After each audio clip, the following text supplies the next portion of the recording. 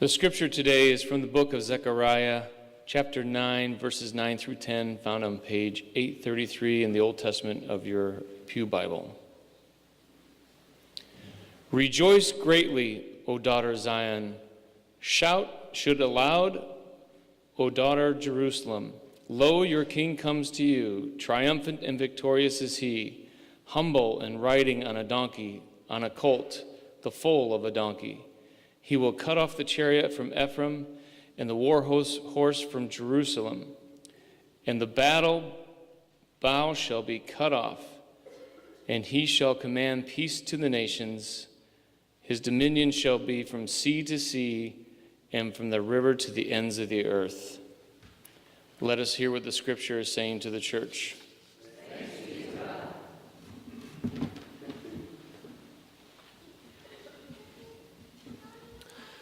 Well, I made a slight mistake in my sermon preparation this week. Since I was preaching from one of the minor prophets, I opened my Bible to the book of Zephaniah. And I read the entire book, which is far less impressive than it sounds. It's only 3 pages. And when I got to the end of the book of Zephaniah, I had 2 immediate observations. First, I did not find the text that I had planned to build my sermon around. And secondly, I was fairly depressed.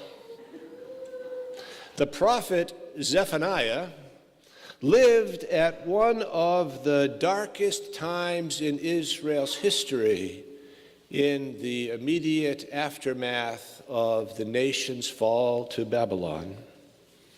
And the prophet spends most of his ink talking about the mistakes that everybody made that brought them to that disaster. The prophet spends most of the ink saying what was wrong, and very little ink is spent on any kind of future hope.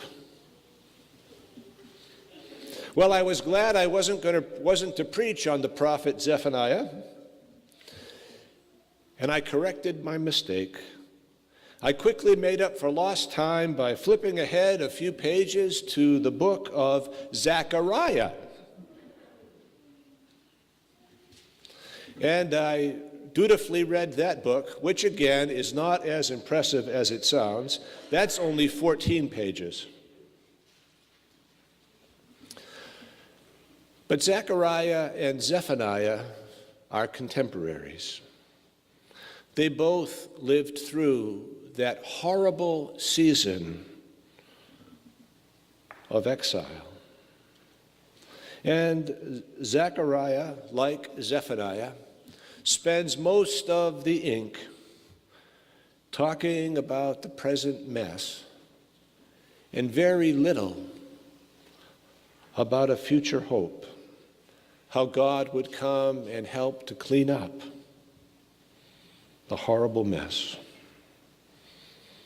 So I was still depressed.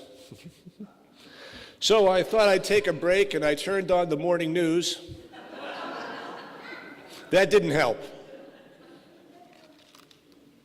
The ancient prophets live in a time of great devastation, and much of their ink is used in the service of grieving. But if you grieve long enough,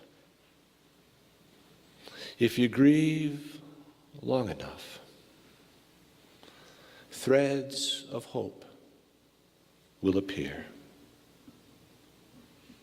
And those threads of hope, if we seize them, can be woven into a garment of destiny that is good, that is holy. Zechariah shows us a thread of hope in the passage that Steve read for us this morning. that a future king will come, but that this future king will be different than all the other kings. For this king will not come on a war horse, clothed in military might, but will come gently, riding on a donkey. The chariots of Ephraim will be cut off, probably a reference to the chariots that attacked Ephraim. Ephraim is the northern kingdom of Israel. And the war horses that have vexed Judah will be no more. Whenever you see Ephraim and Judah paired together in the scripture, it is a way of saying to be inclusive of both the northern kingdom and the southern kingdom. The bows used in battle will be put away, and there will be peace. There will be peace. Well, when I get depressed and I get down, I frequently turn to some of the great spiritual mentors that I find on my bookshelves. Frederick Buechner speaks a word, a promise of peace. He writes, "We speak in terms of defending ourselves, and our enemies speak in those same terms. We must defend ourselves against our enemies, as our enemies must defend themselves against us. Because they are as terrified of us as we are of them. The question is, what are we defending?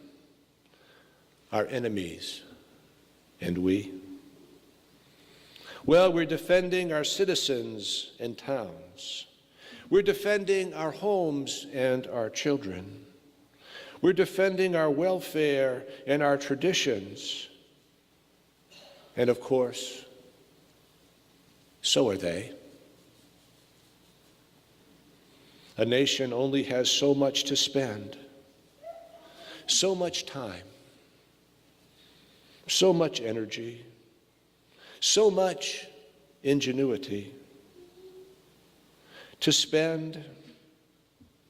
And as the years go by, we and our enemies are spending so much of these things on the great instruments of death that we have less and less to spend on the things that make our lives worth living. Less and less to spend on hospitals and housing and schools, on feeding our children. And then Buechner ponders, but what happens? What happens to the quality of that life? The heart and the genius of that life when such important things are neglected?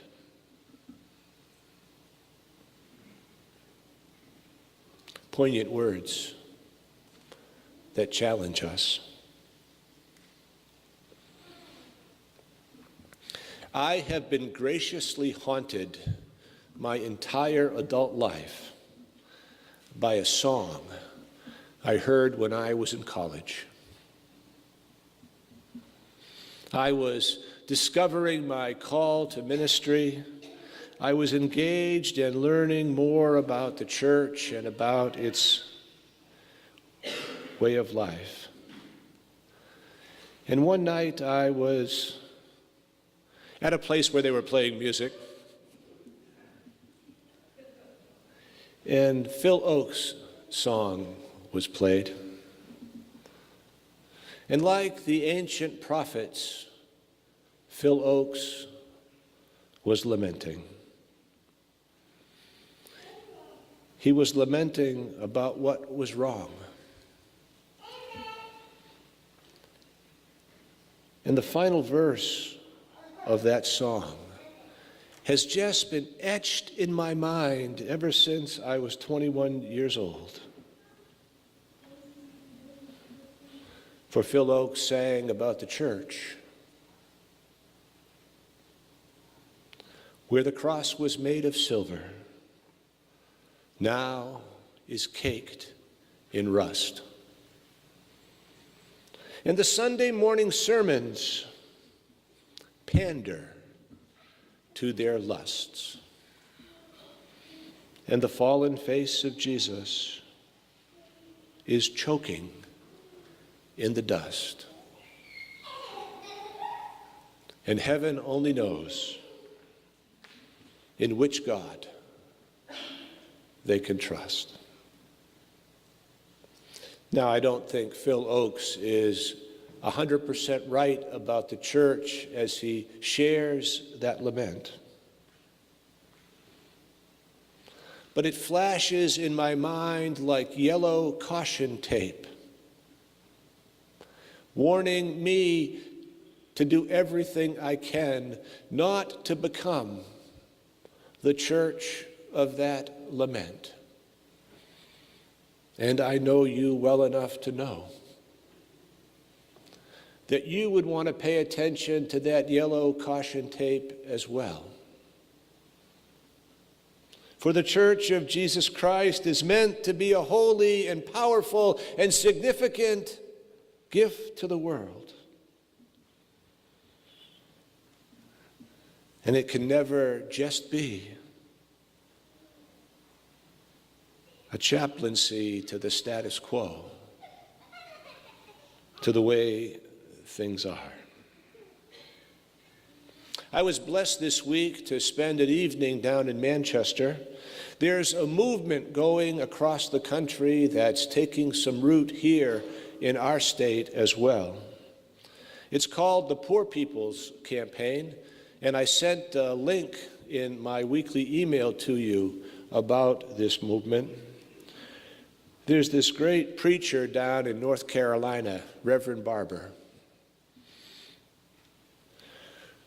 who's calling the church away from that bright yellow caution line towards something more faithful. He has about 10 principles that I'll try to surmise for you very briefly. But he thinks that the church should always root its analysis of the world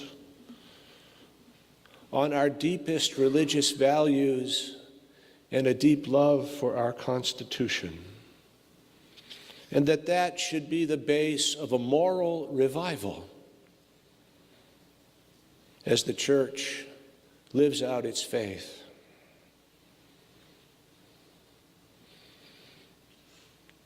A deep commitment to ending racism, to ending poverty, to transforming our economy from a war economy to a peace economy.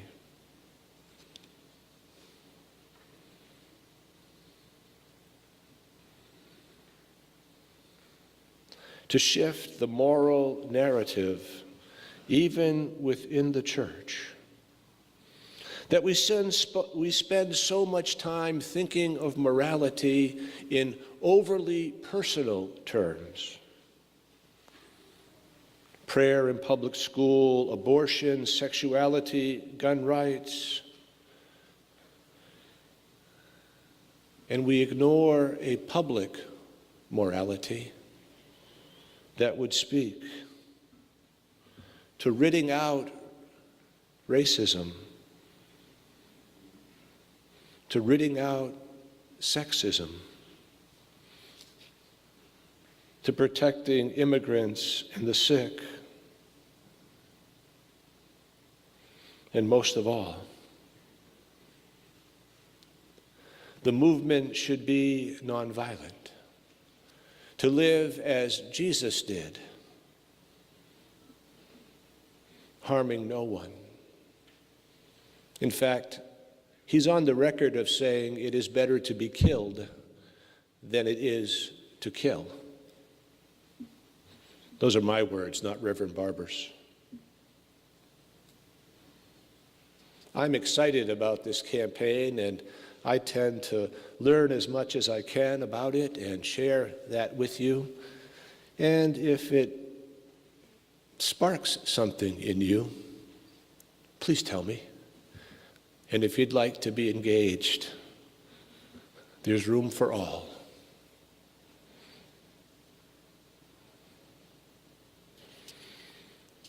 There's an old song we learned at church camp. Listen, children, to a story that was written long ago. You know it? About a kingdom on a mountain and the valley, folk below. Well, to surmise the rest of the song, there's a group of people that live on the top of a high mountain, and they're rumored to have a precious treasure. And when the rumor makes it to the people who live in the valley, they decide that they want it. And they take it the way people have so often taken things from others, with violence, with death. And when the valley people finally receive that treasure and behold it, it's nothing less than a prayer for peace. You know the refrain. Go ahead and hate your neighbor. Go ahead, cheat a friend. Do it in the name of heaven. You'll be justified in the end. And there won't be any trumpets blowing come the judgment day. And on the bloody morning after,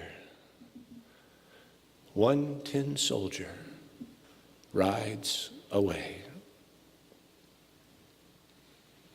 Well, it wouldn't be too much of a stretch to say that both Zephaniah and Zechariah chose to be that one tin soldier that rode away from all of their grief and spoke of a hope that is beyond their trauma, as some of our better poets invite us to do the same. And is not Jesus of Nazareth, that one tin soldier who, by the resurrecting power of God, rode away from the agony of a cross and the brokenness of death, rode on to a garment of destiny that is hope for us and for all people.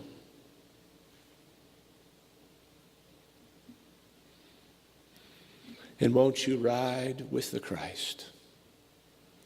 Won't you gather up the threads of hope and weave a garment of destiny that is worthy of the Prince of Peace?